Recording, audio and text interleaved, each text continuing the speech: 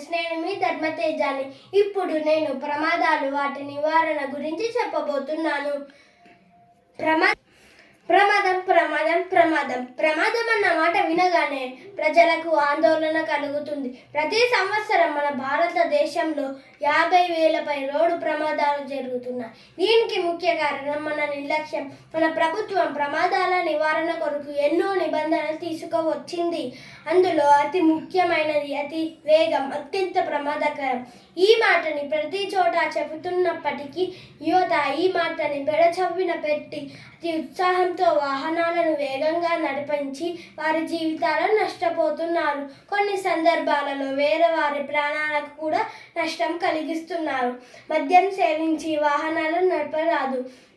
మద్యం సేవించి వాహనాలను నడపకూడదు అన్న నియమం ఉన్నప్పటికీ చాలామంది న్యూ ఇయర్ పార్టీ అని ఫంక్షన్స్ అని పేర్లతో మద్యం సేవించి వాహనాలను నడిపించి ప్రమాదాలకు గురవుతున్నారు.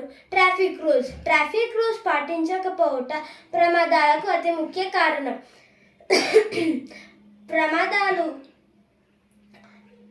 ప్రజలు ఆఫీస్ చేరుకోవాలన్న తొందరతో ట్రాఫిక్ రూల్స్ పాటించకపోవటం ప్రమాదాలకు అతి ముఖ్య కారణం.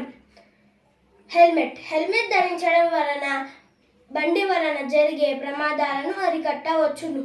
సీట్ బెల్ట్ ధరించడం వలన కారు వలన జరిగే ప్రమాదాలను అరికట్టవచ్చును. ఇలా మన భారతదేశంలో 50,000 రోడ్డు ప్రమాదాలు జరుగుతున్నాయి. మనమందరం హెల్మెట్, సీట్ బెల్ట్ ధరించి ట్రాఫిక్ రూల్స్ పాటించి హెల్మెట్, సీట్ బెల్ట్ ధరించడం వలన ప్రమాదాలను అరికట్టవచ్చును.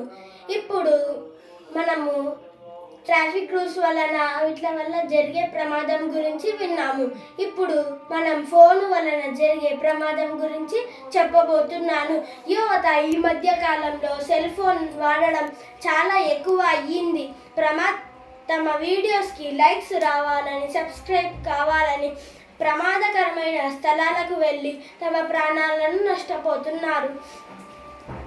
ఇప్పుడు నేను నా వ్యాసాన్ని ఇంతటితో ముగిస్తాను. నాకు ఇంత గొప్ప విషయంపై మాట్లాడే అవకాశం ఇచ్చిన నా ఫ్రెండ్స్కి కృతజ్ఞతలు.